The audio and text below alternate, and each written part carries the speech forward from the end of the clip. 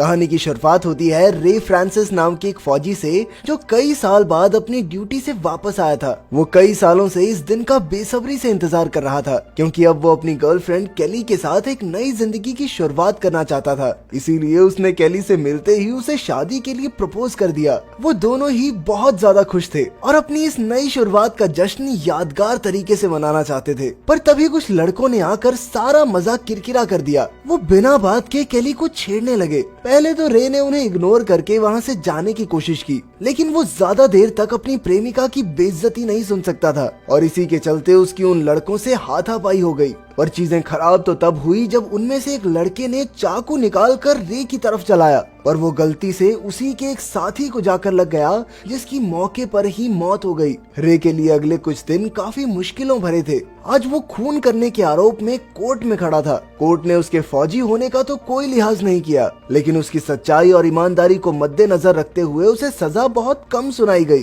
ताकि वो जेल से जल्द बाहर आ सके। पर जिंदगी ने रे के लिए कुछ और ही सोचा था। असल में इस एक्सीडेंट में जिस लड़के की जान गई थी, वो हार्वी नाम के एक बहुत ही ताकतवर सरकारी अफसर का बेटा था। और लाजमी सी बात है कि हार्वी के मन में रे के लिए सिर्फ और सिर्फ नफरत थी। वो किसी भी हाल में उससे अपने बेटे की मौत का बदला चाहता था, और इसीलिए उसने अपनी पहुंच का इस्तेमाल करते हुए जेल में रे की जिंदगी को नर्क बनाने के लिए उसने जेल के वार्डन जैक के साथ मिलकर एक प्लान बनाया। और अब अगले दिन जेल में पहुंचते ही रे सबकी आंखों में एक टारगेट बन चुका था। जेल के वार्डन रिको को रे का एटीट्यूड बिल्कुल भी पसंद नहीं आया, और इसीलिए उसने सोच लिया कि कुछ भी हो जाए इसकी अकड़ तो तोड़ कर रहूंगा। लेकिन अगर सिर्फ वार्डन परेशान करे तो समझ आए भी। रे के साथ के कैदियों ने भी उसे परेशान करना शुरू कर दिया था, खास करके गैंग ने, जिसका लीडर था मेजन। इस जेल के अंदर उसकी पकड़ काफी मजबूत थी, पर लड़ाई ज्यादा बढ़ने से पहले ही विलियम नाम के गार्ड ने बीच में आकर बात को संभाल लिया।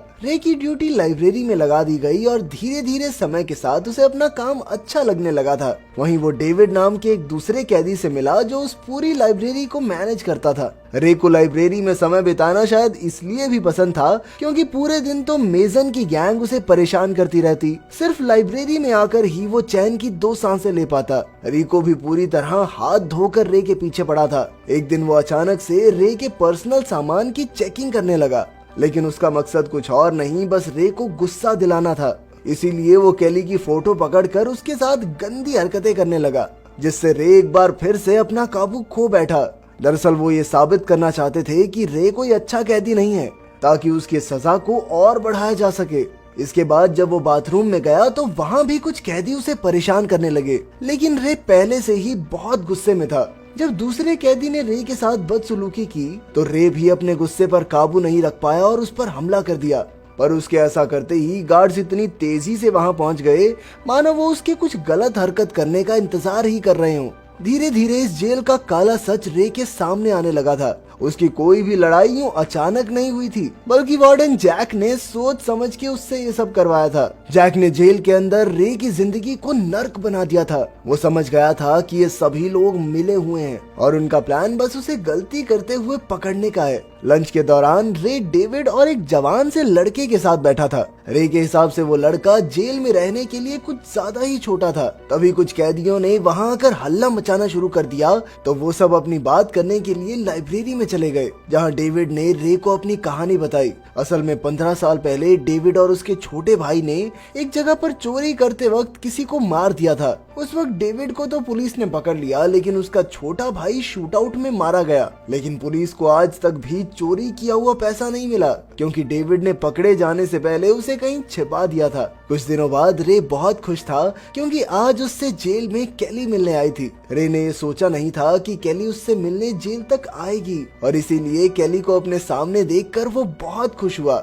जल्द ही रे को परेशान करने के लिए रिको भी वहां पहुंच गया, जो उसे बार बार कुछ न कुछ कहकर गुस्सा दिलाने की कोशिश कर रहा था। पर केली के सामने रे कुछ भी गलत नहीं करना चाहता था, और इसीलिए वो चुपचाप अंदर की तरफ खिसक लिया। थोड़ी देर बाद हमने देखा कि बहुत सारे कैदी मिलकर उस जवान लड़के को परेशान कर रहे थे। उन कैदियों के डर से कोई भी बीच में आने को तैयार ही नहीं था। जैसे ही रे ने उस लड़के को मुसीबत में देखा तो वो उसे बचाने के लिए तेजी से भागा और इसमें विलियम ने भी उसका साथ दिया, जो थोड़ी देर बाद वहाँ पहुँच गया था। ये रोज रोज का टॉर्चर अब रे से बर्दाश्त नहीं हो रहा था। वो दिन ब दिन चिड़चिड़ा और गुस्सैल बनता जा रहा था। उसका ये गुस्सा तब फूटा जब एक कैदी उसे फिर से परेशान करने के लिए आया। इस बार रे ने गुस्से में बिना कुछ सोचे समझे उस पर हाथ उठा दिया, लेकिन हर बार की तरह रिको वहाँ फट से पहुँच गया। इस बार वो वार्डन को भी अपने साथ लेकर आया था। जैक को तो रे की पिटाई करने के लिए पैसे दिए गए थे और उसने बिना कुछ सोचे समझे हाथ में एक डंडा लेकर रे को पीटना शुरू कर दिया। वो तब तक उसे पीटता रहा जब तक रे हार मानकर जमीन पर नहीं गिर गया। इस सब के बाद रिको और उसकी टीम एक कमरे में मिली, जहां पर एक गार्ड ने उनके साथ काम करने से साफ इनकार कर दिया। दूसरी तरफ विलियम को तो शुरुआत से ही रिको का बर्ताव रे के लिए अजीब सा लग रहा था, इसीलिए उसने भी उनका साथ देने से मना कर दिया। इसके बाद रिको और उसके साथी ने ये सारी बात जाकर अपने बॉस जैक को बताई, लेकिन जैक के दिमाग में पहले से ही एक प्लान चल रहा था। थोड़ी देर बाद रिको और उसका पार्टनर जाकर एक कैदी का कमरा चेक करने लग गए, जहां उन्हें एक चाकू मिला। अगले दिन साफ सफाई करते वक्त उसी कैदी को एक गार्ड की लाश दिखाई दी। ये वही गार्ड था जो बीते दिन मीटिंग में रिको के खिलाफ बोल रहा था। वैसे तो ये कत्ल रिको और उसके साथी ने किया था, लेकिन अब इसका सारा इल्जाम जाने वाला था उस कैदी पर। उधर डेविड रे से मिलने के लिए उसके कमरे में गया। समय के साथ डेविड और रे की दोस्ती गहरी होती जा रही थी। फिर एक दिन डेविड को पता चला कि आखिर रे जेल में आया क्यों है। रे के मुताबिक वो जेल में सिर्फ उस बेकसूर लड़के की मौत के लिए आया था, जो शायद उसकी वजह से हुई थी। लेकिन उनकी ये दोस्ती मेजन और उसकी गैंग को खटकने लगी। जेल में चीजें तब खराब हुई जब मेजन गैंग ने एक दूसरे गैंग के मेंबर पर नहाते समय हमला कर दिया और फिर उसका इल्जाम रे और उसके साथियों पर लगा दिया। रे इस लड़ाई झगड़े से दूर रहना चाहता था, इसीलिए वो सीधा जाकर उस ग्रुप के मेंबर्स से मिला। उसने उन्हें बताया कि इस हमले के पीछे मेजन और उसके बाकी साथियों का हाथ है। कुछ दिनों बाद केली फिर से रे से मिलने के लिए जेल में आई, लेकिन इस बार रिको और उसके साथियों ने चेकिंग के नाम पर उसे बुरे तरीके से छूना शुरू कर दिया। उन्होंने उसे अपने कपड़े उतारने के लिए कहा। ये सब रिको सिर्फ रे को परेशान करने के लिए कर रहा था। वहीं मेजन भी इस गंदे प्लान का पूरी तरह से हिस्सेदार था। दरअसल उन्होंने केली को इतना शर्मिंदा इसीलिए किया ताकि वो रे से दोबारा मिलने आए ही ना। ऊपर से जब रे को इस सब के बारे में पता चला तो वो मेजन और रिको से लड़ने चला आया। इसी बात का फायदा उठाकर रिको ने उसे सजा के तौर पर काल कोठरी में डाल दिया। वहाँ इतना अंधेरा था कि इंसान को अपने आसपास की चीजें तक दिखाई न दें। काफी दिन तक घोर अंधेरे में अकेला रहने की वजह से अब रे का मानसिक संतुलन हिलने लगा था।